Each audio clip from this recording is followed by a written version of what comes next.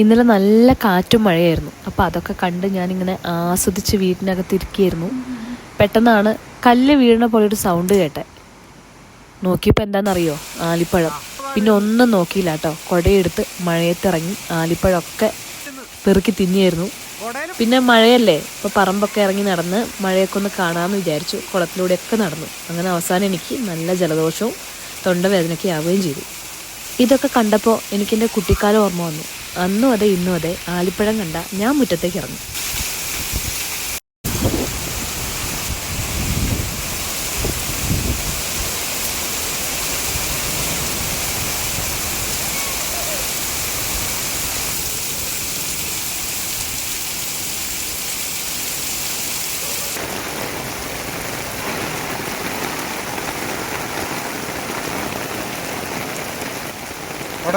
കൊടവേ നനയും.